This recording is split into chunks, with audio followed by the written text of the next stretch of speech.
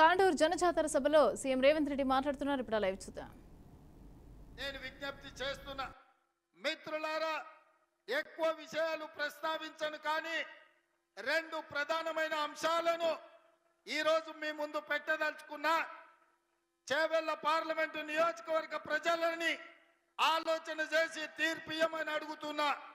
ఆనాడు doctor YS Rajasekhara Reddy గారు ముఖ్యమంత్రిగా ఉన్నప్పుడు, గడ్డం ప్రసాద్ గారు మంత్రిగా ఉన్నప్పుడు మన వెనుకబడిన ప్రాంతం, ఎడారి ప్రాంతం, కరువు ప్రాంతం, కందులే కాదు ఇతర పంటలు పండించాలి, మన ప్రాంతం పచ్చగా ఉండాలి అని ఆనాడు ప్రాణహిత చేవెళ్ల ప్రాజెక్టును మన ప్రాంతానికి నీళ్లు ఇవ్వడానికి వేల కోట్ల రూపాయల ఖర్చు పెట్టిండ్రు.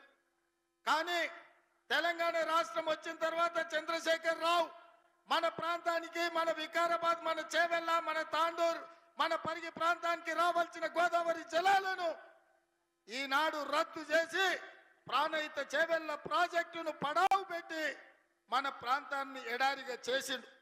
అందుకే నేను ఇవాళ అడుగుతున్నా, బీఆర్ఎస్ వాళ్ళు చేసిన అన్యాయం ప్రాణహిత చేవెళ్ల మన ప్రాంతానికి రాలే. అదే విధంగా ఆనాడు పాలమూరు రంగారెడ్డి ఎత్తిపోతల పథకం ద్వారా కృష్ణానది జలాలను మన మక్తల్, నారాయణపేట, కొడంగల్, తాండూరు, పరిగి, వికారాబాద్ ప్రాంతాలకు ఇవ్వాలని సాగునీటి ప్రాజెక్టులతో మన ప్రాంతం పచ్చని పంటలు పండాలని పాలమూరు రంగారెడ్డి ఎత్తిపోతల పథకం ఆనాడు కాంగ్రెస్ పార్టీ మంజూరు చేసింది.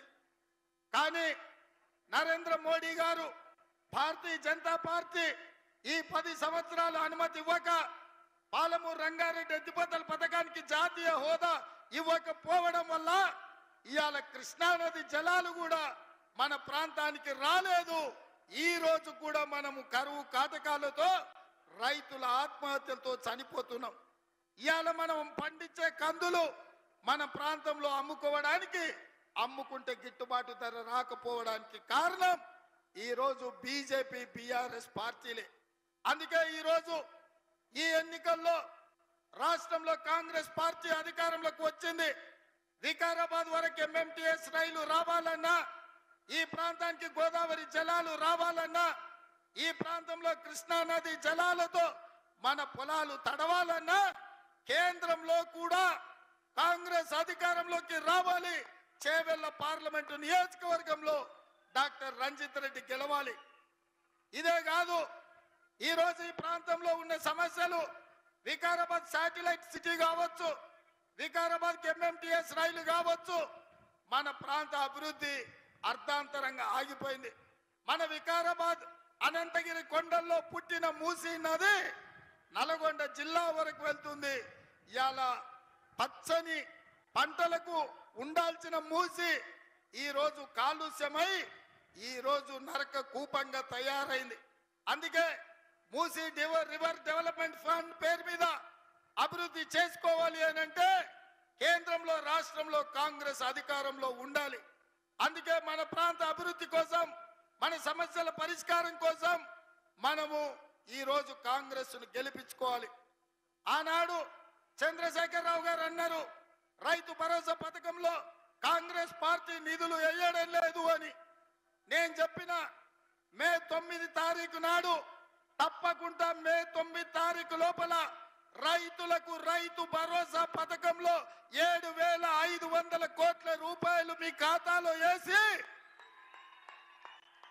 ఈ రైతులను ఆదుకుంటా అని మాట ఇచ్చిన. నేను నిధులేస్తే చంద్రశేఖర్ రావు అమరవీరుల స్తూపం దగ్గర ముక్కు నేలకు రాయాలి అని నేను సవాలు విసిరిన. 9 తారీఖు చెప్తే 6 తారీఖు నాడే 7,500 కోట్ల రూపాయల నిధులు ఖాతాలలో రైతులకు రైతు భరోసా పథకంలో వేసినాం. ఇప్పుడు చంద్రశేఖర్ రావుని అడుగుతున్నా, నువ్వు సవాలు చేసినావు కదా, రైతు భరోసా నిధులు మేము వేసినాం కదా, నీకేం మాత్రం సోయి ఉన్నా అమరవీరుల స్తూపం దగ్గరకు వచ్చి ముక్కుకు నేలకు రాయాలి అని కాంగ్రెస్ పార్టీ డిమాండ్ చేస్తుంది.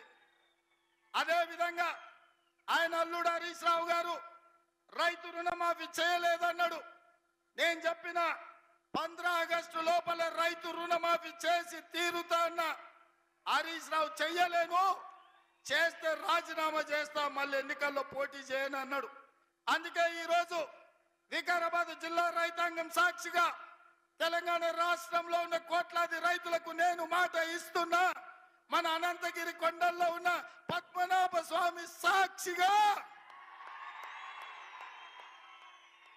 అనంతగిరి కొండల్లో ఉన్న పద్మనాభుడి సాక్షిగా 15 ఆగస్టు లోపల రైతులకు 2 లక్షల రూపాయలు రుణమాఫీ చేసి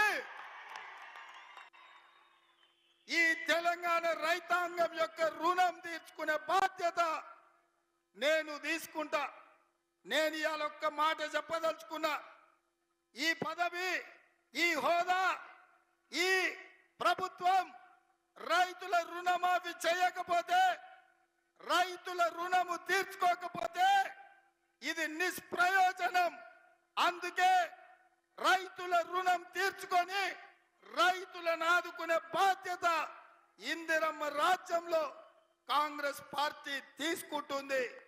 అదే విధంగా ఇవాళ బీజేపీ వాళ్ళు, నరేంద్ర మోడీ, అమిత్ షా రోజు వస్తున్నారు. సంక్రాంతి పూట గంగిరెద్దులలాగా ఊరూరు తిరుగుతున్నారు. సంక్రాంతి పూట గంగిరెద్దులో ఎట్లా తిరుగుతారో నేను ఇవాళ గుర్తు చేయదలుచుకున్నా, మోడీని ప్రశ్నించదలుచుకున్నా. ఆనాడు సోనియా గాంధీ గారు ఖమ్మం జిల్లాలో బయ్యారం ఉక్కు కర్మాగారం మనకిచ్చింది సోనియమ్మ. వరంగల్లో రైల్వే కోచ్ ఫ్యాక్టరీ సోనియమ్మ మనకిచ్చింది. రంగారెడ్డి జిల్లాలో ఐటీఐఆర్ కారిడార్ సోనియమ్మ మనకిచ్చింది. ఐఐటి, ఐఐఎం విద్యా సంస్థల్ని, గిరిజన యూనివర్సిటీని సోనియమ్మ మనకిచ్చింది. Metro rail మనకిచ్చింది. ఐటీ కంపెనీలు మనకిచ్చిండ్రు సోనియమ్మ. మరి ఇవాళ బీజేపీ 10 ఏళ్లలో మనకేమిచ్చింది సోదరులారా? ఏమిచ్చింది?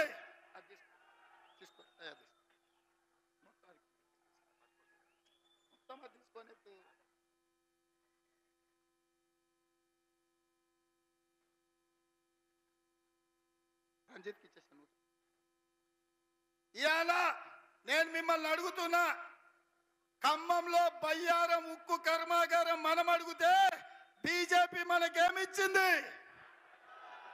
వరంగల్ జిల్లాలో రైల్వే కోచ్ ఫ్యాక్టరీ మనం అడిగితే మోడీ మనకేమిచ్చిండు? ఐటీఐఆర్ కారిడార్ మనం అడిగితే బీజేపీ ఏమిచ్చింది? ఐఐటి, ఐఐఎం మనం అడిగితే మోడీ ఏం తెచ్చిండు? మరి నేను అడుగుతున్న మిత్రులారా, మనం ఇన్ని అడిగితే ఏమి ఇవ్వకుండా ఇవాళ గాడిద గుడ్డు ఇచ్చిన బీజేపీకి కర్రు కాల్చి వాత పెడతామా లేదా?